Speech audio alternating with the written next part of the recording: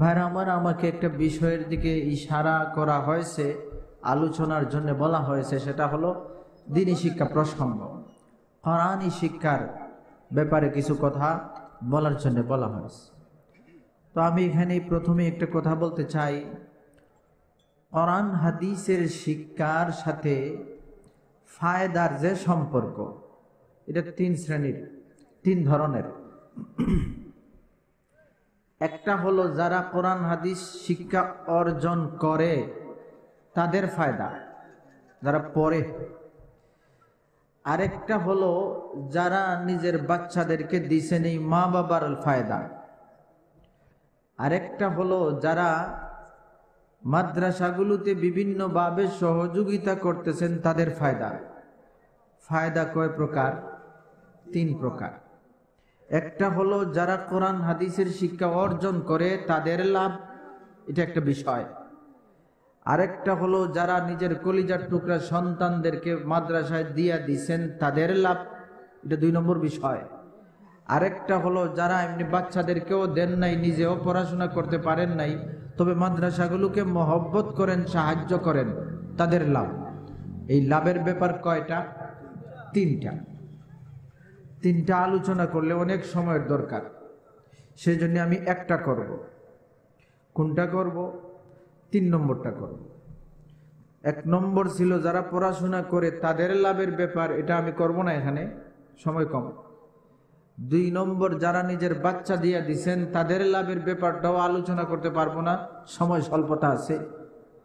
3 নম্বর হলো যারা বাচ্চাও দেন নাই, নিজেও পড়তে পারেন নাই, কিন্তু মাদ্রাসাকে মহব্বত করেন, সাহায্য করেন, তাদের লাভের ব্যাপারটা আমি সংক্ষেপে আপনাদের সামনে কিছু বলার চেষ্টা করব। ওমা তৌফিক ইল্লা বিল্লাহ। ভাইরা আমার, মনে করুন আপনারা প্রায় সময় মাদ্রাসাগুলোর দিকে বড় খেয়াল রাখেন। কেউ জায়গা দিয়ে দিচ্ছেন, কেউ ঘর বানায় দিচ্ছেন, কেউ বাচ্চাদেরকে জাগির দিচ্ছেন, কেউ বেতনের বাবদে সহযোগিতা করতেছেন, কেউ ভালো পরামর্শ দিচ্ছেন, দোয়া করতেছেন। এই যে সাধারণ মানুষের ইসলামী শিক্ষা কেন্দ্রের সাথে এই যে সম্পর্কটা, এর লাভটা কি? এর লাভটা কি? এই প্রশ্নের সংক্ষিপ্ত জবাব হলো, এই লাভ দুনিয়াতেও হয়, আখিরাতেও হয়। বলেন সুবহানাল্লাহ। 3 নম্বর শ্রেণীর ব্যাপারটা আমি বলতেছি। যারা মাদ্রাসাগুলোতে সাহায্য সহযোগিতা করেন, মহব্বতের সম্পর্ক রাখেন, তাদের ফায়দা কি হবে? সংক্ষিপ্ত জবাব হলো, দুনিয়া আখিরাত দুনো জায়গায় লাভ হবে। বলেন সুবহানাল্লাহ। এখন প্রশ্ন তৈরি হলো যে দুনিয়া আখিরাত দুনো জায়গায় মাদ্রাসার মাধ্যমে সাধারণ মানুষের লাভ হবে কিভাবে? এটা বোঝার জন্য 5টা কথা বোঝার দরকার। এটা বোঝার জন্যে 5টা কথা বুঝতে হবে, তাইলেই আপনি হিসাব মিলাতে পারবেন যে দুনিয়া আখিরাত দুনো জায়গায় লাভ কিভাবে। ভাইরা আমার, 1 নম্বর ব্যাপার হলো আমাদের সবচেয়ে মূল্যবান সম্পদের নামটা আমরা বুঝতে হবে। আমাদের জায়গা জমি, টাকা পয়সা, বাড়ি গাড়ি, মেল ইন্ডাস্ট্রি, যাই বলেন, আমাদের সবচেয়ে মূল্যবান সম্পদ এগুলা নয়। আমরা তো মনে করি আমার জান হইল সবচেয়ে বড়, না, এটাও নয়। আমাদের সবচেয়ে বড় ধন, সবচেয়ে বড় সম্পদের নাম আমাদের ঈমান, ঠিক কিনা? আমরা সম্পদের মূল্য বুঝি না, সেই জন্য এটা বুঝতেও পারি না। কিন্তু যারা ঈমান নামক সম্পদের মূল্য বুঝতে পেরেছেন, তারা জান দিতে রাজি হয়েছেন, ঈমান দিতে রাজি হন নাই। সেই জন্য আমাদের সবচেয়ে বড় সম্পদের নাম কি? ঈমান। এটা প্রথমে বুঝতে হবে, এটা দিল থেকে বুঝতে হবে, দিল থেকে বলতে হবে, সবচেয়ে বড় সম্পদের নাম কি? ঈমান। ভাইরা আমার, আপনার বাড়ি যদি, আপনি যদি পয়সাওয়ালা হন, টাকা পয়সার মালিক হন, বাড়ির মধ্যে আপনি পাহারাদার রাখেন। কেন রাখেন? যে আমার নিরাপত্তার দরকার, আমার বাড়িতে ধন সম্পদ এগুলো আছে, নিরাপত্তা প্রহরী লাগবে। এইভাবেই মিল ইন্ডাস্ট্রির জন্য পাহারাদার লাগে। একটা দেশ আমাদের সার্বভৌমত্ব রক্ষার জন্য পাহারাদার লাগে। যেমন আমাদের আর্মি আছে, এরা এই দেশটাকে রক্ষা করতেছে। ও ভাই আমার, মনে রাখবেন, ঠিক এইভাবেই আমার ঈমানের পাহারা দেওয়ার জন্য একদল পাহারাদার দরকার। এটা কোনো আর্মিও দিতে পারবে না, পুলিশও দিতে পারবে না, বিজিবিও দিতে পারবে না, অন্য কোনো মানুষও এই ইমানের পাহারা দিতে পারবে না। আমাদের ইমানের পাহারা দেনেওয়ালা হলেন উলামায়ে কেরাম। বলেন সুবহানাল্লাহ। কারণ যদি আমরা এই পাহারাদার না থাকে সমাজে, তাইলে মানুষ মাজারে গিয়ে মাথা ঝুঁকাই দেব, সিজদা করবে, মাখলুকের সামনে মাথা নত করবে, মানুষ শিরিক করবে, মানুষ আল্লাহর ক্ষমতার সাথে আরেকজনকে মিলিয়ে দিবে, এই সমস্ত কাজ করবে। অন্য মানুষ বাধা দিবে না, হয়তো এতটুকু বলবে কাজটা ঠিক করছে না।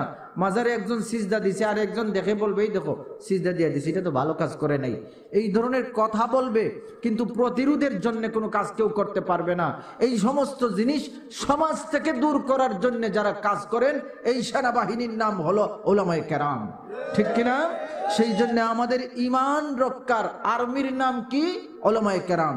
আমাদের সবচেয়ে বড় সম্পদ, ইমানের হেফাজত করনেওয়ালা সেনাবাহিনী হলেন উলামায়ে কেরাম। মনে থাকবে না ইনশাআল্লাহ? তো 1 নম্বর লাভ হলো এই মাদ্রাসার থেকে আমরা একটা বাহিনী পাইতেছি, যেই বাহিনীর ওসিলায় আমাদের ইমানের হেফাজতের ব্যবস্থা হচ্ছে। ভাইরা আমার, 2 নম্বর হলো আমাদের আমল। আমরা মুসলমান হিসেবে বাঁচতে হলে আমাদের আমলি জিন্দেগি দরকার। আমার সব কিছুতেই ইসলাম থাকতে হবে। মনে করুন জন্মের পরে একটা বাচ্চার নাম যদি আপনি রাখতে হয় মুসলমান হিসাবে, আপনি নিজে রাখলে উল্টাপাল্টা রেখে লাইবেন, আপনার অর্থ ঠিক থাকবে না। নাম রাখার জন্য আলেমের কাছে যাওয়ান লাগে। কয়দিন 7 দিন পরে আকিকা করবেন, আকিকাটা ঠিক মতো করার জন্য আলেমের শরণাপন্ন হওয়া লাগে। আর একটু বড় হওয়ার পরে এই বাচ্চাটা মুসলমানের সন্তান হিসাবে কলেমা শিখার দরকার, আলেমের কাছে যাওয়া লাগে। আর একটু বড় হয়ে গেল, নামাজ পড়তে হবে, নামাজ শিখার জন্য আলেমের কাছে যাওয়া লাগে। আরো বড় হয়ে গেল, প্রাপ্ত বয়স্ক হয়ে গেল, নামাজ পড়বে ঠিক মতো, এখন ইমামের জন্য আলেমের দরকার পড়ে। ভাইরা আমার, বিয়ে শাদী করবে, মাসলা মাসাইল জেনে ঠিক মতো শরীয়ত সম্মত বিয়ে করতে হলে আলেমের দরকার পড়ে। রমজান শরীফে রোজা রাখবে, সঠিকভাবে মাসলা মাসাইল জেনে রোজা রাখতে হলেও আলেমের দরকার পড়ে। হজ করতে যাবে, সঠিকভাবে এই ফরজ আদায় করতে হলেও আলেমের দরকার পড়ে। জাকাত দিবে, হিসাব ঠিক মতো জাকাত দিতে হলে, হিসাব করে ঠিক মতো জাকাত দিতে হলেও আলেমের দরকার পড়ে। বিয়ে শাদী করবে, এইখানেও শরীয়ত সম্মত পন্থায় বিয়ে শাদী করতে হলেও আলেমের দরকার পড়ে। দুনিয়া থেকে চলে গেছে, ইমাম জানাজার ইমামতির জন্য আলেমেরই দরকার পড়ে, ঠিক কিনা?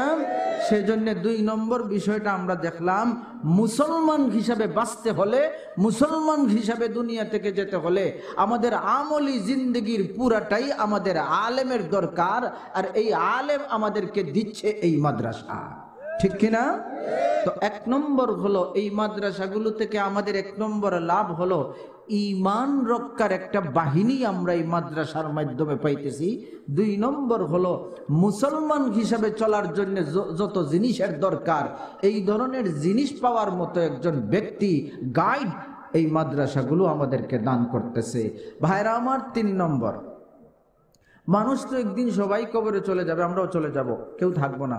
মনে করুন কবরে যাওয়ার 20 বছর পরে, 20 বছর পরে, একটা কথা বুঝবেন, 20 বছর পরে যিনি মারা গেছেন ওনার পরিবারে একটু আপনি খবর নেবেন, গিয়ে কি দেখবেন, যে ওনার ছেলে পুলে নাতি নাতনি যারা ছিল সবাই প্রত্যেকের নিজের কাজ নিয়ে ব্যস্ত আছে। কেউ ব্যবসা করতেছে, কেউ পড়াশোনা করতেছে, কেউ চাকরি করতেছে, কেউ বিদেশে চলে গেছে।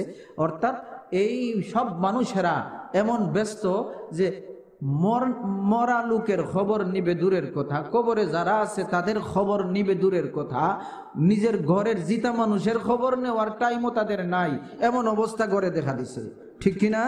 আর বর্তমান যে সময়, জিতা মানুষের খবর তো আরো কাছে নিয়ে দেখেন, জামাই পর্যন্ত বউর খবর নিচ্ছে না, বউ জামাইয়ের খবর নিচ্ছে না, এক ঘরে থাকে, এক বিছানায় শুয়ে, তারপরও দেখবেন জামাইও মোবাইলের নিয়ে তাকায় রইছে, বউ মোবাইলের দিকে তাকায় রইছে, দুজন এক বিছানায় ঘুমানো, তারপরও একজন আর একজনের খবর নেয় না, ফেসবুক নিয়ে পড়ে আছে, ইন্টারনেট নিয়ে পড়ে আছে। কাছে শুয়ে থাকা মানুষটার খবর যে জিন্দা মানুষটা নিচ্ছে না, কাছে শুয়ে থাকা জিন্দা মানুষের খবর যে মানুষ নিতে পারতেছে না, 20 বছর আগে যে মারা গেছে তার চিন্তা কে করবে? ও আমার ভাই, এই হলো আমাদের সমাজের অবস্থা। আপনার জন্য সে দোয়া করবে দূরের কথা, সে তো নামাজই পড়ে না, সে তার নিজের জন্য দোয়া করার সময় তার নাই। এই পরিস্থিতি যখন চলতেছিল, ওই সময় একটা জিনিস আপনি লক্ষ্য করবেন, আপনি দুনিয়াতে থাকা অবস্থায় 20 বছর আগে একটা বাচ্চারে জাগির খাওয়াইছিলেন, একটা মাদ্রাসায় সাহায্য করেছিলেন পড়াশোনার জন্য, ওইখান থেকে আলেম বের হয়েছে। এই আলেম কি হয়েছে? বড় আলেম হয়ে গেছেন, মুত্তাকি পরেজগার আল্লাহওয়ালা এই আলেম এখন দোয়া করেন। কি দোয়া করেন? তাহাজ্জুদের সময় চোখের পানি ছেড়ে আল্লাহর কাছে দোয়া করতেছেন, আল্লাহ আমি এই যে কোরআন হাদিসের ইলম অর্জন করেছি, ও মাবুদ, যেই সমস্ত মানুষের সহযোগিতায় এই কোরআনের শিক্ষা আমি অর্জন করেছিলাম, এদের অনেকেই পৃথিবীতে এখন নাই। তুমি তো জানো কারা আমাকে কি করেছিলেন। মেহেরবানি করে এই কবরবাসীদেরকে তুমি মাফ করে দাও। উনারও আপনার নাম মনে নাই, কারণ উনি বাচ্চা ছিলেন। আপনার ঘরে যখন তিনি জাগির খেয়েছিলেন ওই সময় 8 বছর বয়স, 10 বছর বয়স। এখন 20 বছর পরে আপনার জাগির ঘরের মানুষটার নাম এই আলেমের মনে নাই, কিন্তু দোয়ার সময় শুধু এটুকু বলেছেন, যাদের সহযোগিতায় কোরআনের ইলম আমি অর্জন করেছিলাম, এদের মধ্যে অনেক দুনিয়া থেকে বিদায় হয়ে গেছেন, মাওলা তুমি তাদেরকে মাফ করে দিও। এই যে একটা কথা তিনি বলেছেন একটু গোলমুল করে, এই লিস্টটা উনার মনে না থাকলেও আল্লাহর লিস্টে আপনার নাম আছে, আপনি ওনাকে সাহায্য করেছেন। আপনি যে সাহায্য করেছিলেন, যারা সাহায্য করেছিলেন, আল্লাহর লিস্টে প্রত্যেকের নাম আছে। তিনি শুধু বলেছেন এদেরকে মাফ করে দিও। লিস্ট অনুযায়ী যদি 1000 মানুষ হয়, এই একটা কথায় 1000 মানুষের কবরের আযাব আল্লাহ মাফ করে দিব। ভাইরা আমার, তো এই কোন সময় মাফ করতেছেন আল্লাহ? 20 বছর পরে, 30 বছর পরে, যখন আপনার জিন্দারা আপনার ঘরের জিন্দাদের খবর নিচ্ছে না, যখন আপনার পরিবারের জিন্দারা দোয়া করবে দূরের কথা, নামাজই পড়তেছে না, ওই সময় ওই আলেম বাচ্চা, যে বাচ্চা আপনার ঘরে জাগির ছিল, ওই বাচ্চা 30 বছর পরে এমন একটা দোয়া করছে, আধা মিনিটে দোয়া করছে, কিন্তু এই দোয়ায় কিয়ামত পর্যন্ত আপনার কবরের আযাব মাফ হয়ে যাবে। ভাইরা আমার, তো 1 নম্বর পেয়েছিলাম ঈমান রক্ষার পাহারাদার তৈরি হয়। 2 নম্বর হলো মুসলমানি জিন্দগি পালনের জন্য গাইড পাওয়া যায়, রাহবর পাওয়া যায়। 3 নম্বর হলো কবরে যাওয়ার পরেও দোয়া পাওয়ার ব্যবস্থা হয়, এমন দোয়া যেটা কেউ কোনোদিন করার চিন্তাও করবে না, এমন দোয়া আল্লাহ তাদের মাধ্যমে আপনাকে দিয়ে দিবেন। 4 নম্বর হলো কিয়ামতের কঠিন দিনে, ও আমার ভাই, এই আলেমদের অবস্থাটা কেমন হবে? মনে করুন একজন মানুষ জাহান্নামে নেওয়ার জন্যে উনাকে হাত বেঁধে আর শিকল দিয়ে বেঁধে লাইন ধরানো হয়েছে, লাইন দুজখে নেওয়া হবে একটু পরে। এই অবস্থায় একটা মানুষ আছে, এই লাইনের মধ্যে অনেক মানুষ, এর মধ্যে একটা মানুষ এমন, যেই মানুষ কোনো আলেমকে দুনিয়াতে সাহায্য করেছেন, সহযোগিতা করেছেন, পড়াশোনায় সাহায্য করেছেন, জাগির খাওয়াইছেন, উনিও কোনো কারণে বাধা পড়ে গেছেন শিকলে, একটু পরে দুজখে নেওয়া হবে। হঠাৎ ওনার সামন দিয়ে আলেম যাচ্ছেন, এই আলেম জান্নাতে চলে যাচ্ছেন। ও ভাই আমার, ওই সময় এই লোকটা ওনাকে চিনতে পারবে, আল্লাহ সব কিছুর ব্যবস্থা ওই সময় করায় দিবেন, চিনার ব্যবস্থাও করায় দিবেন। এই জাহান্নামের লাইনে দাঁড়ানো লোকটা যখন এই আলেমকে দেখবে, আরে উনারে তো আমি জাগির খাওয়াইছি, উনি তো জান্নাতে চলে যাইতেছেন, আর আমি দেখো জাহান্নামের লাইনে দাঁড়িয়ে আছি, তখন উনি বলবেন আল্লাহ, তখন উনি ওই লোকটাকেই বলবেন, এই আলেমকেই বলবেন, হে অমুক, আপনি আমার ঘরে জাগির খাইছেন, হে অমুক, আপনি মাদ্রাসায় যখন পড়েছেন আমি আপনারে বড় সহযোগিতা করেছি, এই প্রতিষ্ঠানে সহযোগিতা করেছি।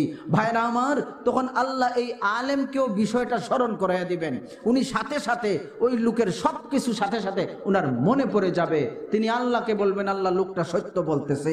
ভাইরা আমার, আমার নবী ফরমান, ফায়াশফাউ লাহু ফায়ুদখিলুহুল জান্নাহ, যখন এই আলেম বলবেন আল্লাহ এই লোকটা সত্য বলতেছে, সত্যি সে আমাকে সহযোগিতা করেছিল, তখন আল্লাহ রব্বুল আলামিন ওই আলেমের কথার সম্মানার্থে জাহান্নামের লাইনে দাঁড়ানো লোকটাকে ওইখান থেকে বের করে জান্নাতের লাইনে উঠায়া দিবেন। ভাইরা আমার, 5 নম্বর হলো আলেমদের সাথে এই সম্পর্কের কারণে জান্নাতে যদি নিজের আমলের কারণে মর্যাদার দিক দিয়ে নিচু স্তরেরও কেউ হয়ে থাকে, কিন্তু আলেমের সাথে সম্পর্কের উসিলায়, এই মহব্বতের উসিলায় আল্লাহ জান্নাতেও ওনার মর্যাদা এমনিই বাড়াইয়া দিবেন। তো যাই হোক, আমি যেটা বলেছিলাম সেটা হলো যে আমরা মাদ্রাসার সাথে সম্পর্কিত 3টা শ্রেণীর মানুষ। একদল পড়াশোনা করে তাদের লাভের একটা ব্যাপার আছে, আরেক দল নিজের সন্তানদেরকে দিছেন, তাদের লাভেরও একটা ব্যাপার আছে, আরেক দল সন্তানও দেন নাই, নিজে পড়েনও নাই, তবে মাদ্রাসাগুলোকে সাহায্য করেছেন, সহযোগিতা করেছেন, তাদের লাভেরও একটা ব্যাপার আছে। আমি 3 নম্বরটা আপনাদের কাছে বলেছি। তাদের লাভের ব্যাপারটা কি? আমি বলেছি দুনিয়াতেও লাভ, আখেরাতেও লাভ।